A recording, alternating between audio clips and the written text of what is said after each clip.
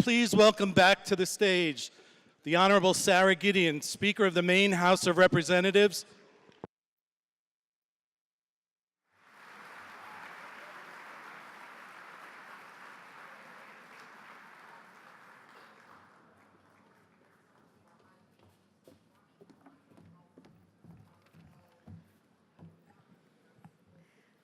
I was going to start by saying good morning, and I'm actually not sure if it's still morning. But hello, Democrats. Nice to see you again. It's been a long time. Listen, we've just been through a couple of hours of debate amongst ourselves, and it's good to remind ourselves that we are all in this together. So I hope you will be willing with me to just sit back for a moment, press the reset button, and remember that this is an incredible day for us here in this vibrant city of Lewiston. And I want to start welcoming you to this day by welcoming you to the year when reason and compassion and lifting each other up as human beings again takes hold in Maine politics and for Maine people.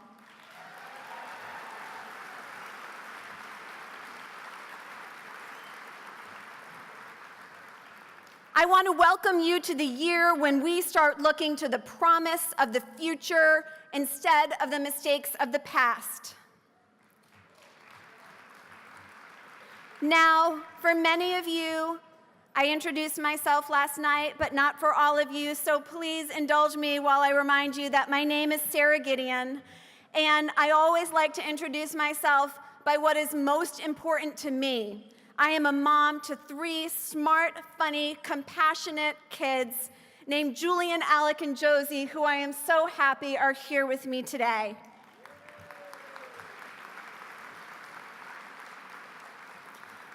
I'm wife to an amazing, ever-supportive, great guy named Ben.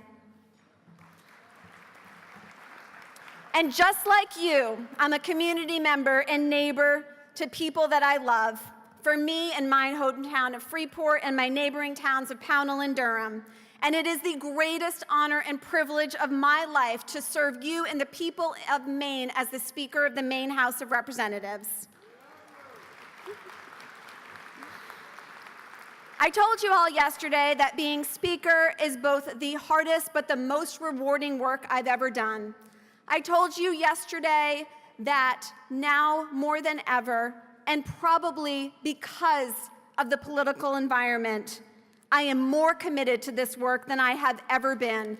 And I know that my fellow legislators feel that way. I know the members of the Maine Democratic Party feel that way. I know every single one of you feel that way. I see it in action. I see it in what you do every day. And whether we recognize it or not, it's probably the reason that all of us are here at this convention. Thank you. Listen, we all come to this room today having arrived from very different places. For me, I come to work every day absolutely defined by my roots, but also driven by the future that all of us know we can achieve. And that future is one where every single person has a fair shot in life. I stand with you today as a mother, to my own kids, of course, but maybe more importantly, as a member of that proverbial village that we all know it takes to raise our kids. The next generation of people who will steward this state, this country, and this world.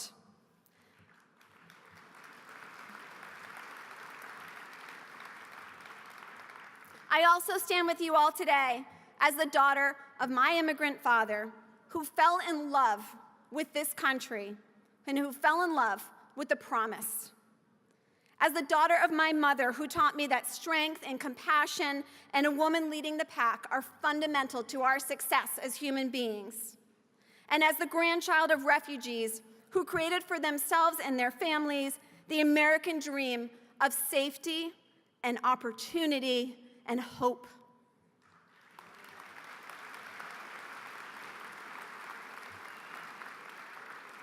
What my three sisters and I learned from them at the earliest age was this fundamental belief, and I know it's a belief that we all share and why we're here.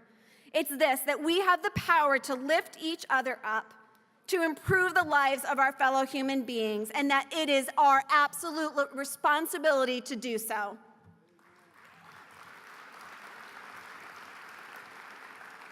That's where I came from, and I know that each of you have your own stories, some similar, some very different, but no matter what our stories are, we are all here because we believe the same things. The belief that with hard work, every Maine family can get ahead and stay ahead. The belief that no child ever should have to worry about where their next meal is coming from.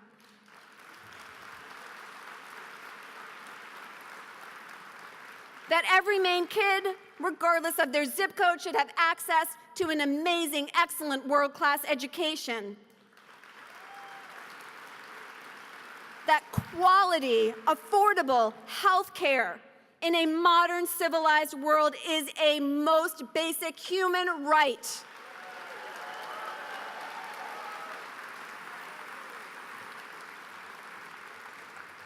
The fact that family values means actually valuing families with ideas like paid family leave, paid sick days, affordable childcare, and a living wage for everyone.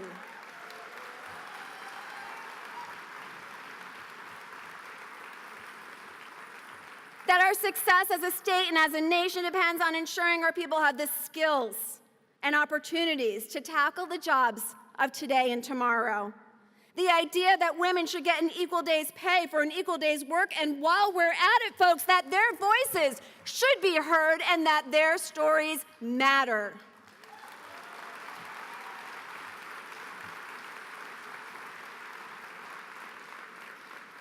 These are the things that bring us together. These are the things that will move us forward, because we do live in challenging times. The very policies that generations of Americans have enacted to protect us and our children and our seniors, the very policies that gave us opportunity to build the American dream, are under attack. And we will not rock back on our heels under this assault. We will instead lock arms. We will be warriors. We will move forward to protect people and create opportunity. That is what Democrats do.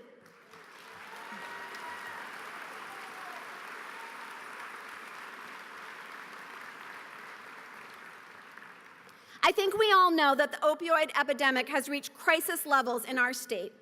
In 2013, the first year I served in the legislature, 123 lives were claimed by this disease. But in 2017, just 4 years later, the number of people who have died from an overdose was 418 people. There are many issues we legislators work on, and there are some issues we never stop working on.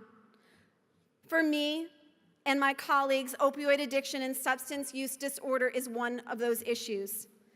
And increasing access to naloxone, also known as Narcan, has also been one of those issues, because we have had to work so hard every single year to get it in the hands of more people, to save more lives, to get those people into treatment. And so,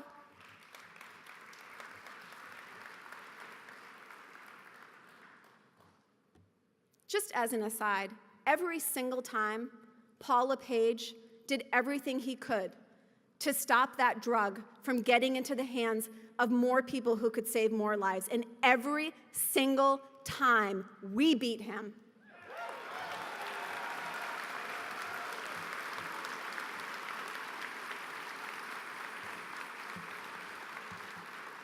I want to share a couple of words that a woman in my hometown sent me. She's someone I had known for many years, but this is what I didn't know. Her words: "You may know that our oldest son has struggled with the disease. We know firsthand how hard it is to find help and affordable treatment options. We also know that no one wants to be an addict. And we know about the shame and embarrassment that comes with having someone in the family who is suffering. Our son has been clean for 11 months, but he's one slip up away from relapsing. He's smart and charming and hardworking and has a family that loves him dearly and that he loves back.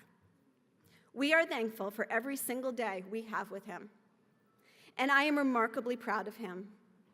He has never OD'd, but if Narcan saved his life 10 times, I would be thankful for every one of those chances for him to try again, as would he.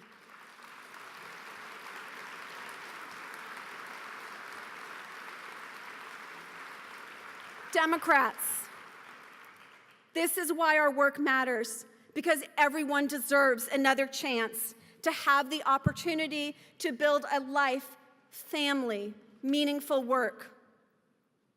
But beyond the opioid epidemic, that opportunity to find a path to prosperity still isn't available to so many Maine families. There are too many children in Maine whose chance to succeed is already limited by factors completely out of their control, where the reality is, for that family, can we pay rent and afford the groceries this week? Did you know that from 2011 to 2016, even as the number of kids living in poverty around this country decreased, in Maine, the number of children living in poverty increased? In fact, in that time frame, the rate of children living in deep poverty in Maine increased faster than in any state in the entire country. Deep poverty. Imagine that you are a family of 3 with an income of $12,000 a year. It's hard to imagine, because a family like that struggles to have hope or see a bright future. Well, that's deep poverty in Maine, and it exists. These are the kids who forced me to ask myself the question, is volunteering in school, volunteering to serve breakfast to kids, enough? For me, the answer was no, and that at its core is the entire reason I first ran for state office. Last year, a piece of legislation called LIFT became law with the hard work of many, many special people who are here today.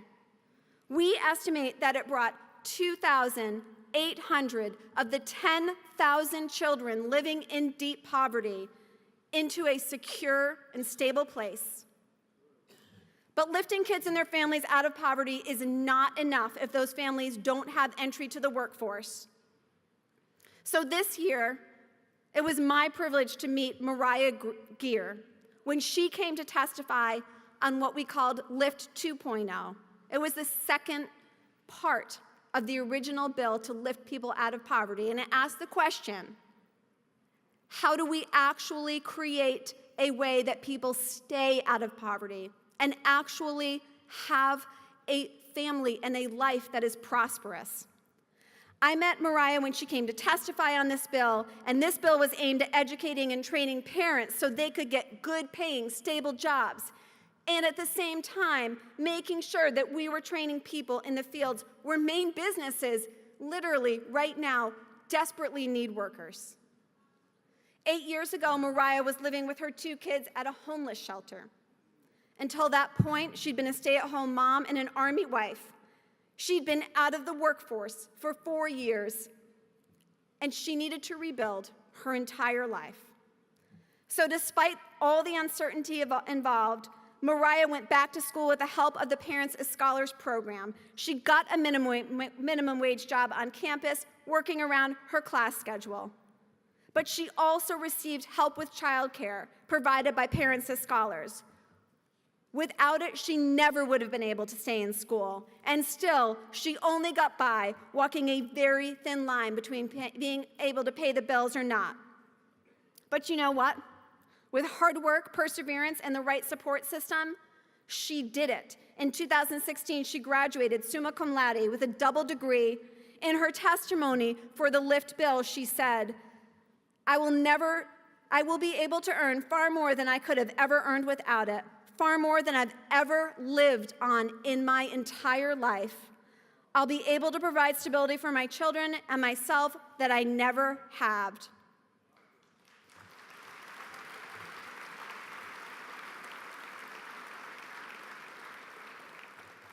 She was instrumental in helping us pass Lift 2.0, which created the HOPE plan, the next iteration of Parents as Scholars, making sure that many, many more families like Mariah will be able to find their own way to prosperity. And I want to tell you this and recognize Mariah today. She and I are Facebook friends, and then we got to see each other last night. And I can't tell you the smile it brought to my face just this week when I saw her post. Because not only is she working full-time, not only is she earning her master's degree now, but 2 days ago she got her grades and she earned a 4.0 for the semester. So congratulations, Mariah.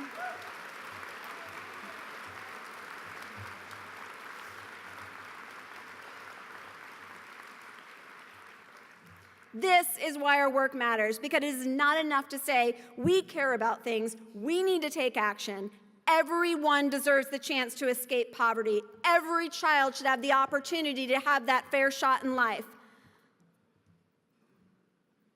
Our success as Maine people, though, also depends on that second piece of this legislation that we talked about, and making sure that people have a path to enter their workforce, because, as we know, our workforce desperately in our aging state needs these people too. One of the biggest opportunities we have as a state is creating an economy that works for everyone.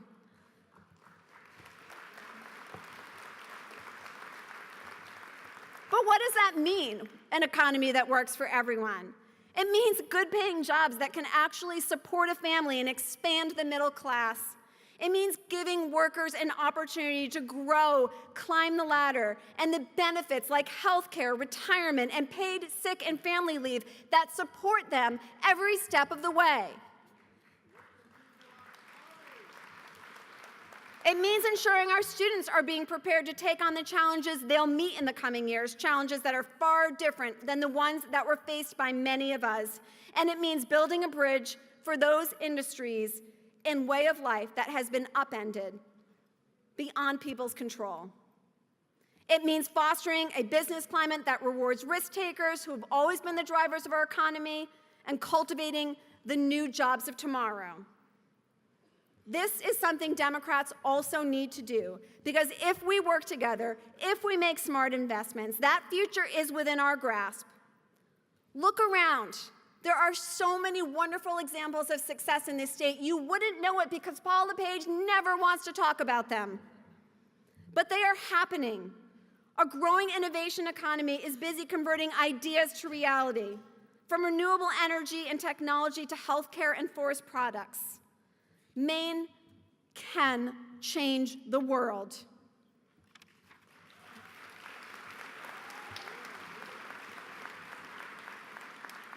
Folks, there's so much work left for us to do. And with more Democrats in the legislature and the Maine House, that work is going to be accomplished. We'll not only make up for lost time, we'll ensure Maine is once again on the forefront of the industries that are critical to our continued prosperity. But most importantly, along that way, we will continue to fight for working people, just as Democrats have always done.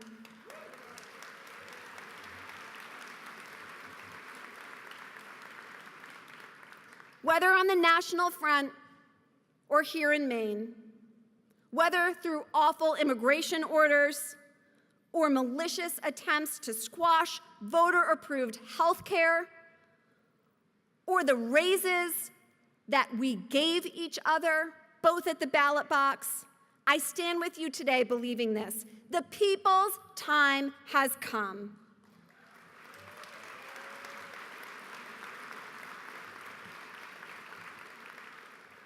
Out of these 8 years of darkness and backward momentum, because that is what it has been, we will bring hope and possibility. That's the commitment that Democrats make to every person, because this story of our beloved state and people is still unfolding. Its greatest days are not behind us. They are deep in our hearts today, and they are ready for the forefront tomorrow. So don't let anyone ever tell you that Maine isn't the greatest place on earth to live, to raise our families, to grow old in, and to prosper in. It is. We are.